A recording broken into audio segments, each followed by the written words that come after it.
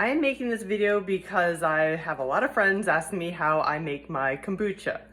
I'm not new to making kombucha, although in the more recent time, I have really improved my kombucha brewing game, thanks to one particular Facebook group called Kombucha Home Brewers. And there's all kinds of great groups out there, but that's just the one I'm in. So that said, kombucha is a symbiotic culture of bacteria and yeast. The acronym is SCOBY, S-C-O-B-Y, symbiotic culture of bacteria and yeast. And it's just, we call it a mushroom, although it's not just the fungus.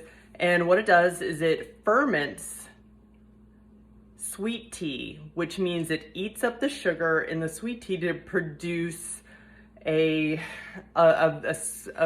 really, if you do it well, a fantastic sparkling flavored non-alcoholic drink. Now, my disclaimer is, if you're gonna do this, get yourself a specific gravity measure or a way to test for alcohol, because it is a fermented process.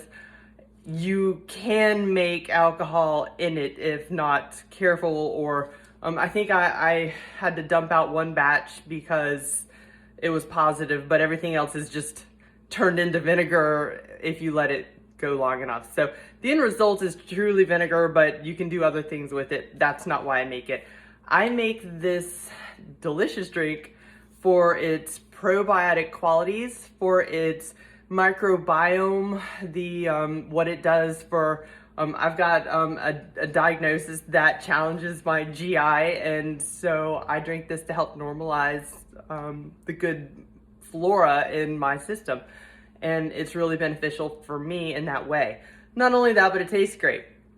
That said, I can't speak to the carb content of this. It truly depends on how long you let the bacteria and yeast eat up the sugar, how tart you like it. The tartar it is, the less residual sugar there's gonna be. So anyways, I'm just gonna get to it at this point. That's what I'm doing right now is step one of my process. So I do we call it a 3F. It's a tertiary fermentative process. You can just do a primary fermentation if you like it flat. I personally don't.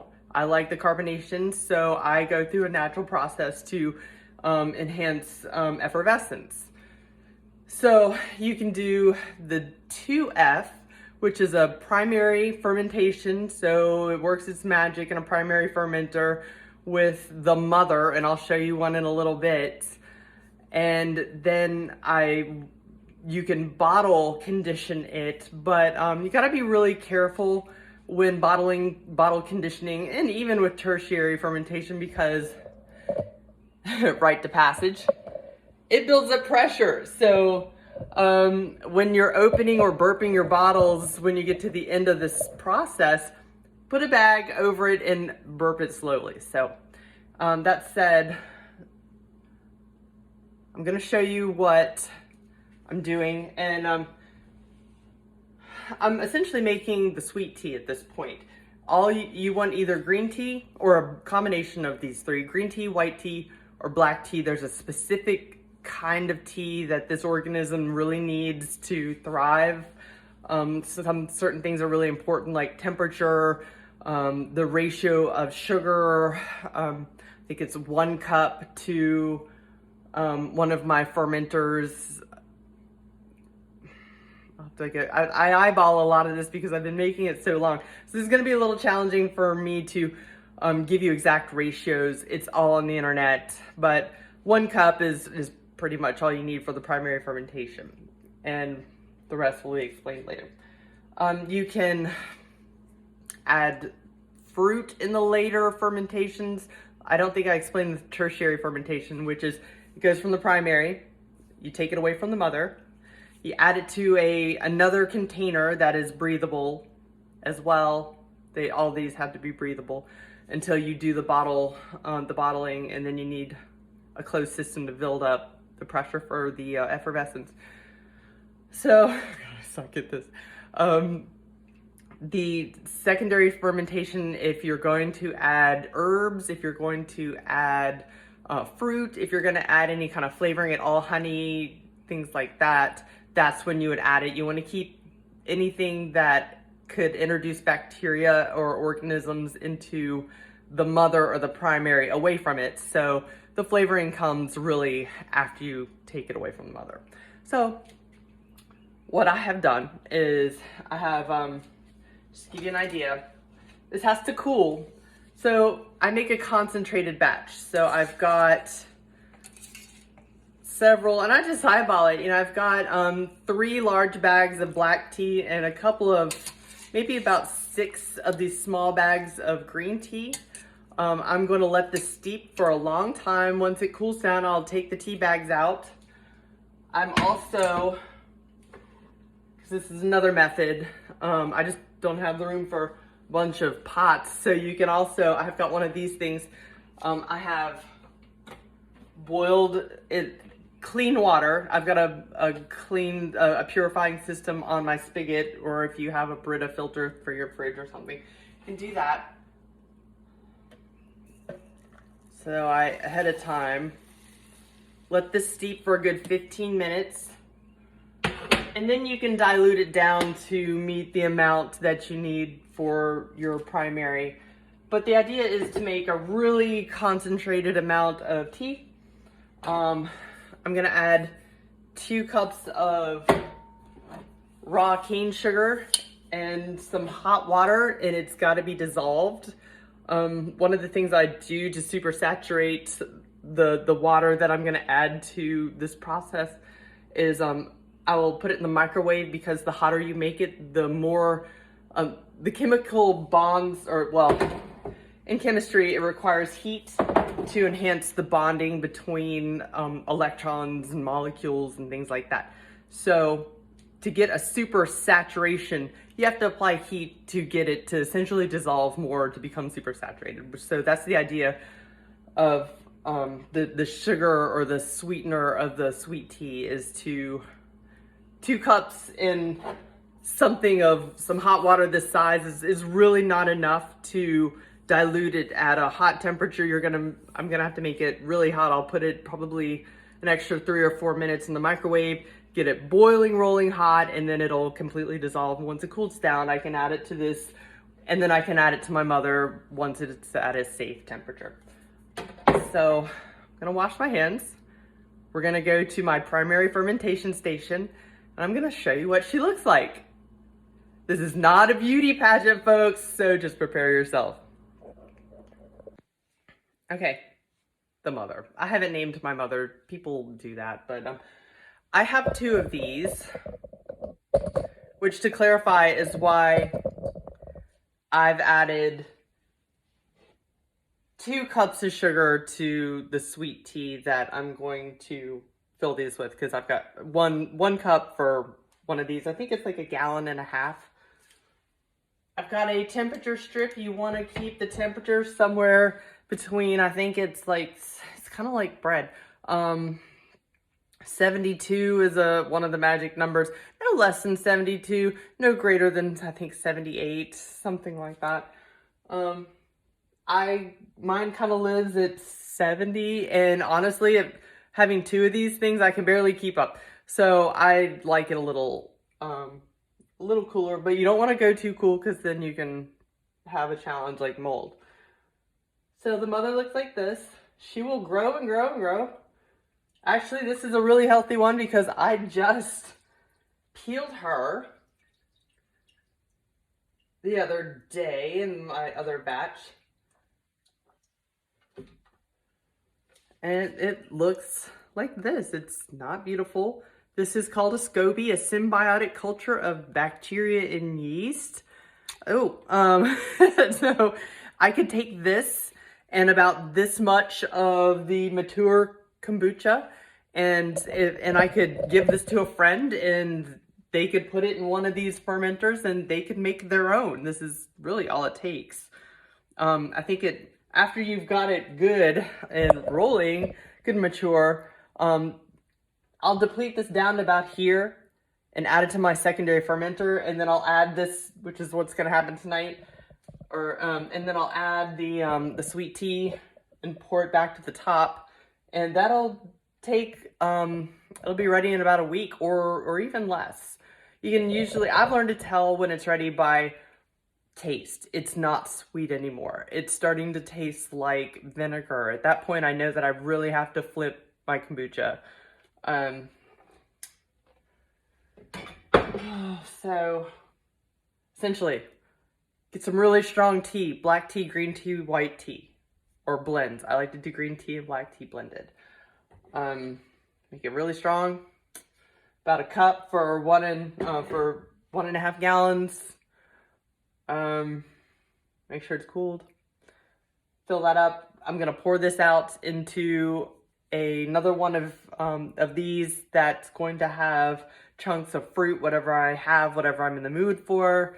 And so I like to take, we're gonna do white grape this time. I want it to be pure. There's nothing but the grape juice concentrate and, well, there's ascorbic acid. Okay, vitamin C, whatever. It's not gonna hurt you. Might help. I'm gonna take this and I am gonna add more sugar to it to make it, and then I'm gonna boil it down. And this explanation is actually for another day. So I think I covered it. If not, I'll tack it on to the end after I edit. If you have any questions, just post them at the bottom and I'll do my best to explain. Stay tuned. So here we have the final phase in my tertiary fermentation of kombucha.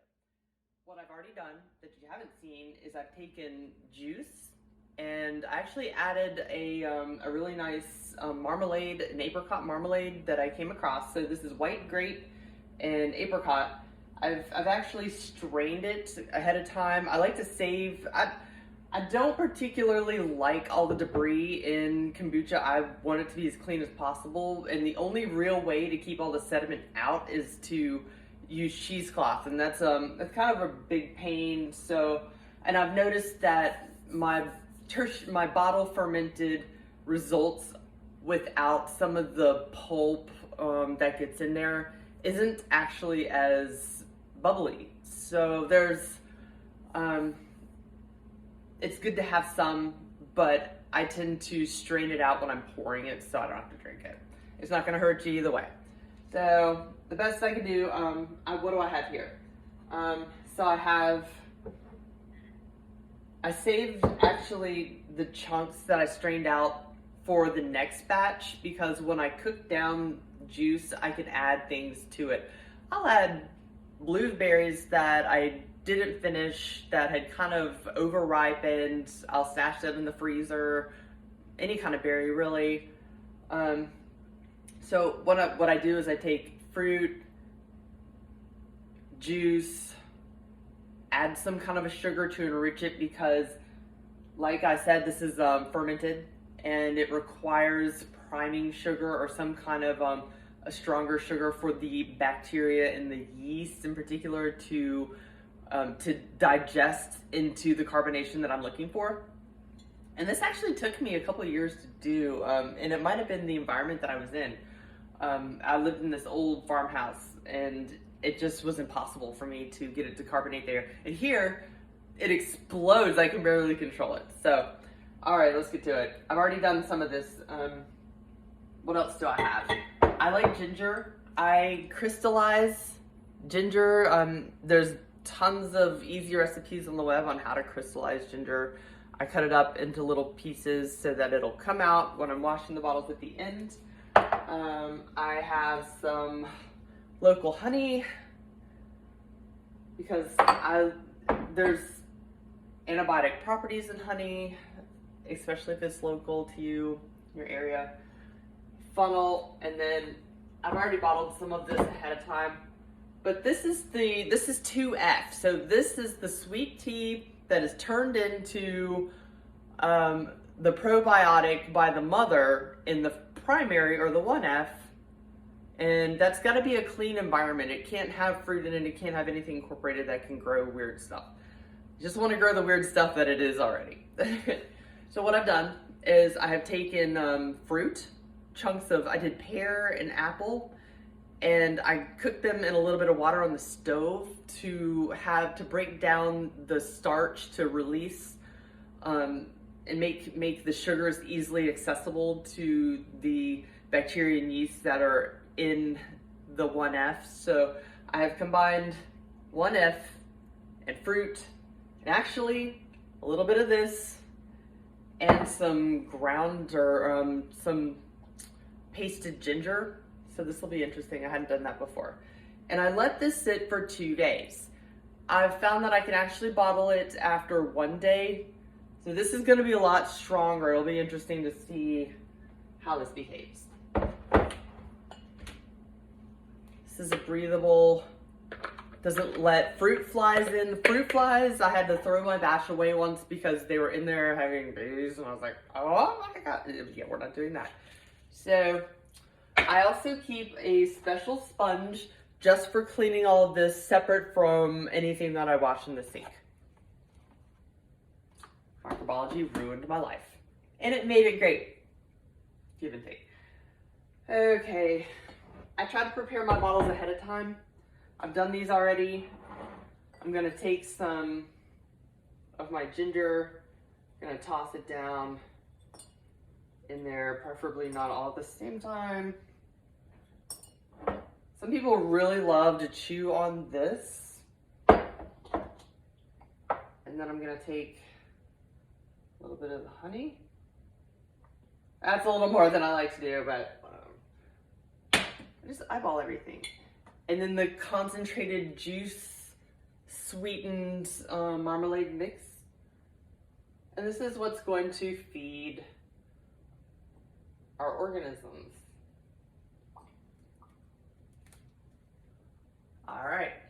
The more that you have, the sweeter it's gonna be, depending on how long you let this condition in the bottle.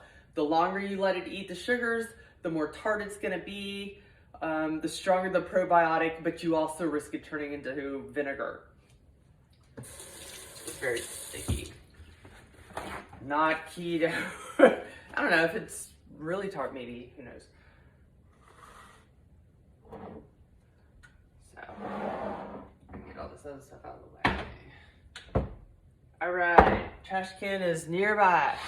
This stuff is, I don't use it anymore. It's done its thing, it served its purpose.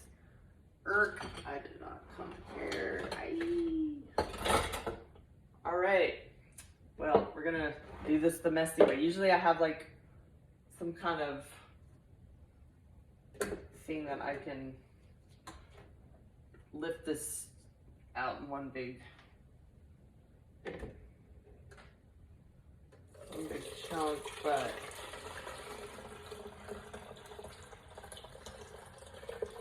it smells really yeasty, but it smells really nice.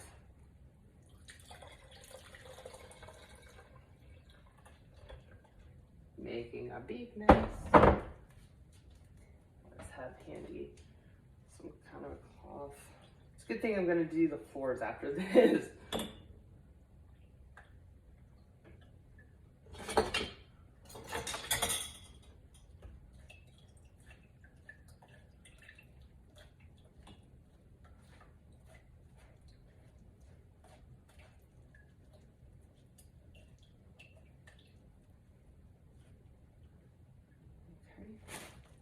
May have over-calculated. I don't know if I'm gonna have enough for 3, but you can see it's trying to become effervescent, but it's been open. It's an open system, so it's not going to trap any of the gas. I should probably be doing this over the sink, y'all.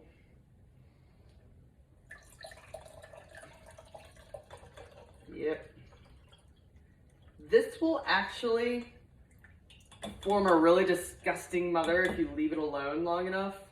I can't attest to how safe that is with any of the bacteria that's in the fruit, but it's kind of a fun science experiment. Not to eat, of course, but just check it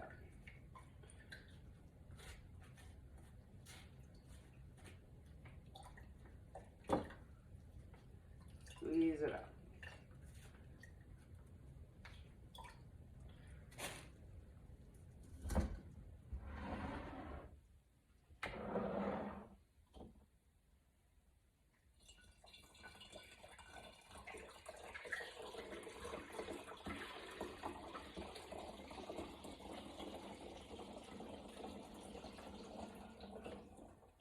A couple of schools of thought on how much to fill. I fill it with as little air pocket as I possibly can. It just seems to be less explosive that way. And this is all there is to, unless I'm leaving out something very possibly what could be. So what's gonna happen is, I'm gonna leave this out for about 8 to 12 hours. I'm gonna test it. I'm gonna come around in about 8 hours. Oh, look. It's already having a party. In about 8 hours, I'm gonna burp it. And the burping process is going to tell me a lot about what's going on already. If it's got a lot of burp to it, I may wanna stick it in the refrigerator to slow it down. It might be closer to being ready at 8 hours than 12.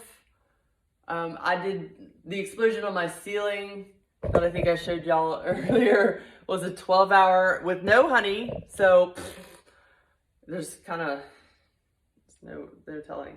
So this is actually going to clear up just a bit and collect at the neck that pulpy stuff that I don't really care for. There's actually a trick to, once this is matured and you're ready to drink it, if you put the bag over the top and you pop it, the force is going to force out what's the contents of the bottle. And what I do is I leave it ajar long enough that it forces out a lot of the pulpy stuff. And then I clamp it again, and I don't have to skim it or filter it as much at the very end. I'm gonna go ahead and do the rest of this, but that's pretty much it. Yeah.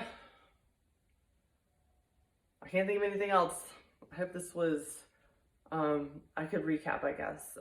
Nah, just watch it again. And if I missed something, you just ask me some questions, or I'll post it below.